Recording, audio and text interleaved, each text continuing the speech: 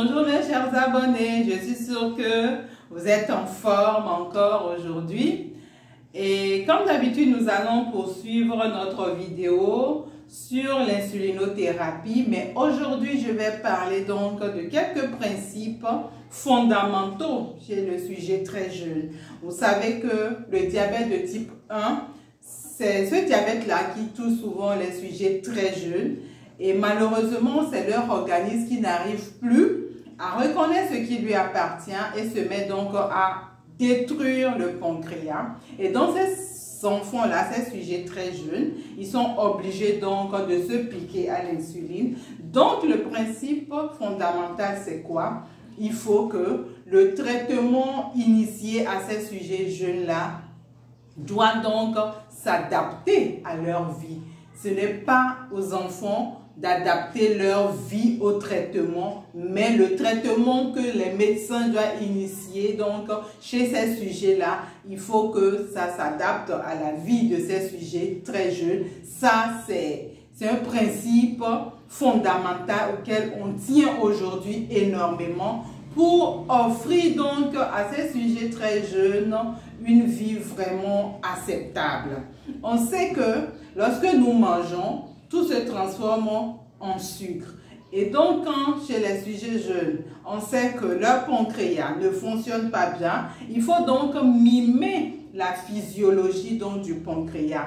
Donc, à chaque repas, il faut qu'il y ait ce qu'on appelle l'insuline qui va manger donc les glucides qui sont retrouvés dans les repas principaux. Et donc, ces sujets jeunes doivent donc s'injecter des insulines après chaque repas.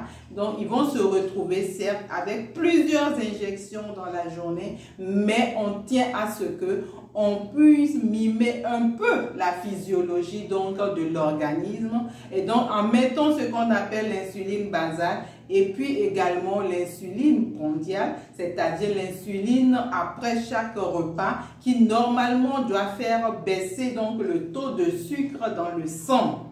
C'est très important parce que l'objectif, comme on vise, c'est que 2 heures après le repas, il faut que la glycémie baisse jusqu'à 1,8 g par litre.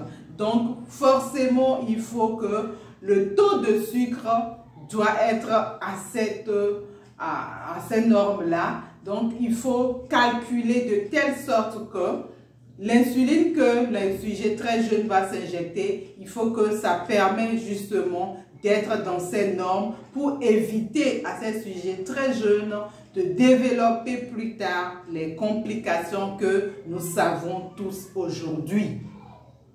Donc, vous comprenez pourquoi aujourd'hui, on doit vraiment lutter pour que ces sujets jeunes-là se sentent vraiment à l'aise, pour que ces sujets jeunes-là aient une qualité de vie vraiment acceptable.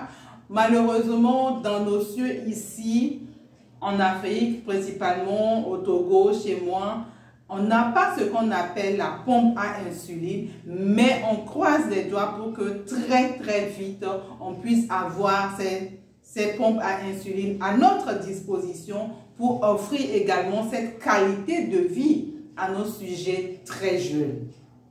Donc, c'est important de savoir qu'il y a aujourd'hui cette possibilité d'avoir la pompe à insuline chez les sujets jeunes pour vraiment éviter qu'ils se piquent à plusieurs fois dans la journée, mais à défaut de ça, ils seront bien obligés de se piquer pour mimer en tout cas un peu la physiologie de notre organisme pour qu'ils puissent être à l'abri des complications. Donc voilà le message que je veux faire passer aujourd'hui.